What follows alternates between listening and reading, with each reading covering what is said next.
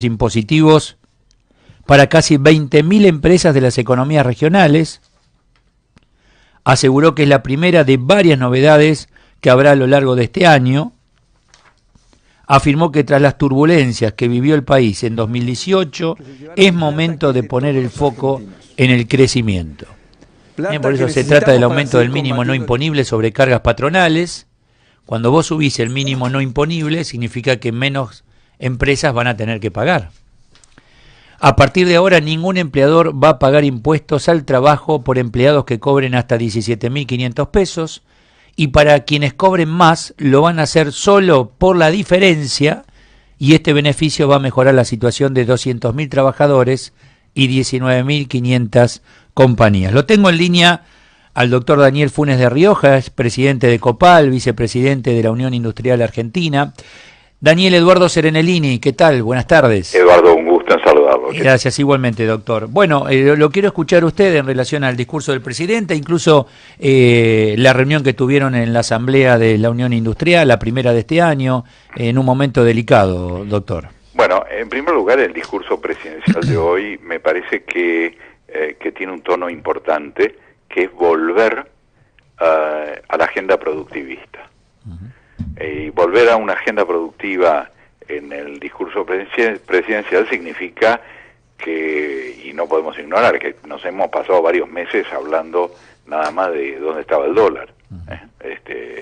Y no es que no sea importante dónde está el dólar, pero lo importante es que verdaderamente los sectores de la producción puedan tener un futuro después de una crisis que aspiramos a que el presidente también reivindicó la cuestión de supermercado del mundo y góndola del mundo, y en esto Copal, que es la entidad que me toca presidir o liderar con sus 37 sectores, es muy sensible a esto, porque nosotros no solo tenemos la potencialidad de alimentar el mercado interno, sino que una gran capacidad exportadora, lamentablemente restringida por cuestiones de competitividad, que la primera de las cuales evidentemente la presión fiscal, la segunda y los costos logísticos, y conjuntamente con ello los costos laborales no salariales, y ahí va esta medida a la que usted aludía.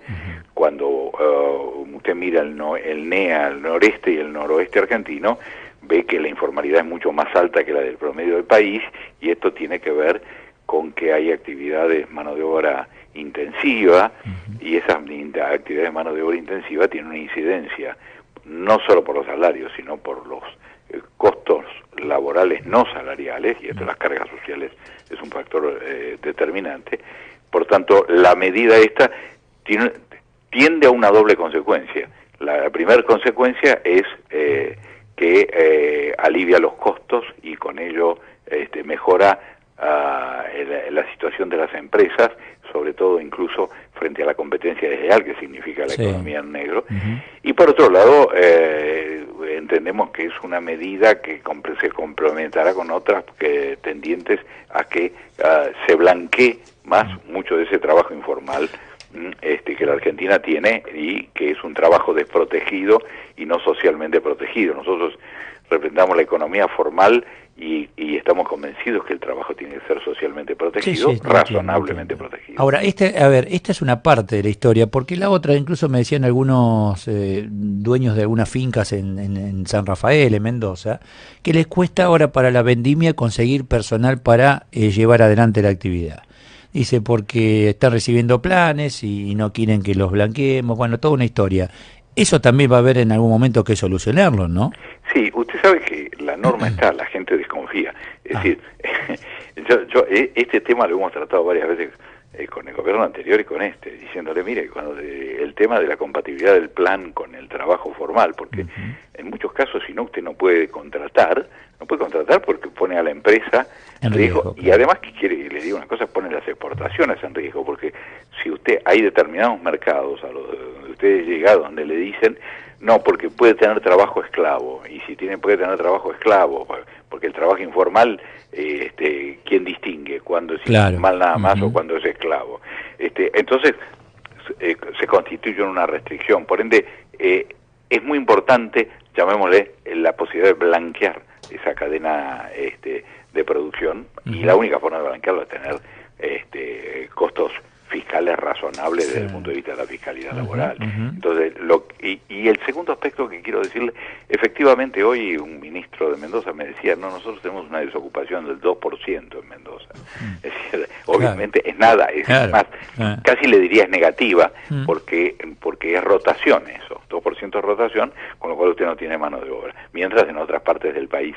Ahora, fíjese qué interesante es lo que usted señala, Eduardo, porque lo que muestra también es que desde el punto de vista de infraestructura física, y obviamente la gente no va a volver, no va a ir al interior si no tiene habitación, escuela, salud, comunicaciones, pero ese esfuerzo de infraestructura solo se puede hacer si además uno sabe que va a haber trabajo en esos lugares. Claro. Y ahora, entonces, crear las condiciones de trabajo y de trabajo digno, también significa volver a un modelo de país desarrollado e integrado.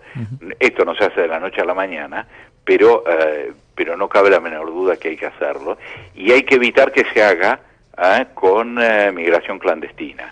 Cuidado que usted sabe que tenemos fronteras vivas, además de fronteras amplias. Entonces, digo, me parece, y el presidente señaló, esta es la primera medida va a haber varias novedades. Dijo. Va a haber varias novedades. Bueno, en lo que usted dice, aspiramos que sea así. Nosotros estamos conversando permanentemente con el Ministerio de Producción en sus diversos ámbitos, tanto comercio exterior, agroindustria y trabajo, porque desde Copal estamos convencidos que la Argentina y el Mercosur, porque Brasil en esto también es una potencia importante, tenemos una capacidad exportadora muy grande, estamos trabajando a menos del 60% de la capacidad instalada y tendríamos una posibilidad no solo de completar esa capacidad ociosa mirando un futuro de mediano plazo razonable, sino también de expandir capacidad instalada y crear empleo adicional. Ahora, cuénteme, Daniel, ese trabajo que llevaron adelante ustedes, tanto en la Unión Industrial como en Copal, decir, bueno, acá tenemos un resumen de lo que haría falta en Argentina para poder comenzar a producir, etcétera. Tal vez son algunas de las novedades y se tomó en cuenta cada uno de los trabajos que presentaron. Bueno, le digo en esta medida concreta, sí, desde ya.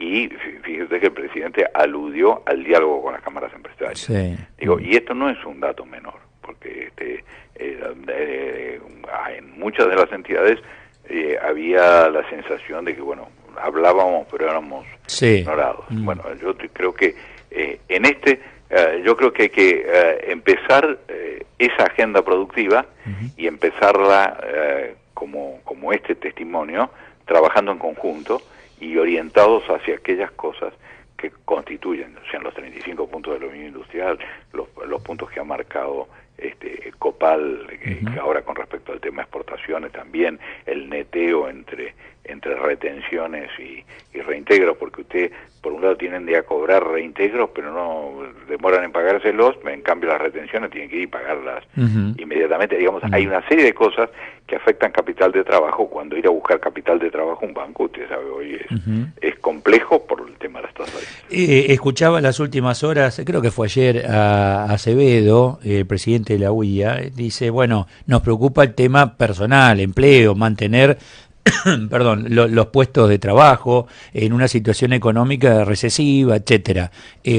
Ojalá eso cambie y esa expectativa cambie por todo esto que estamos hablando, ¿no? No le quepa la menor duda. Primero, a ver, esta crisis es muy profunda y esta crisis está comprometiendo no solo trabajadores sino empresas, y esto lo entienden los trabajadores del sector privado claramente, ¿no?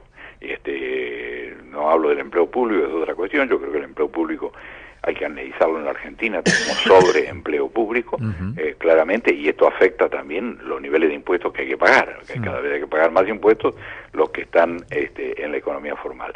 Ahora, para eso hay que crear oportunidades en el sector privado y obviamente a Copal le interesa fundamentalmente, es decir, más gente que tenga empleo digno y con un salario razonable, más gente que consume. Sí. Bueno, el tema salario ya va a llegar el momento de paritarias, ¿no? Y ojalá que estos puntos se hayan acordado previo a sentarse a negociar paritarias. Yo creo que sí, porque eso generaría expectativas. Hoy tenemos ansiedades, esperemos que las ansiedades se transformen en expectativas y luego en realidades. Le mando un fuerte abrazo, doctor Funes de Rioja, gracias. Igual a usted, Eduardo, hasta pronto. Gracias, muy amable. El doctor Daniel Funes de Rioja, presidente de Copal y vicepresidente, bien digo, en la Unión Industrial Argentina.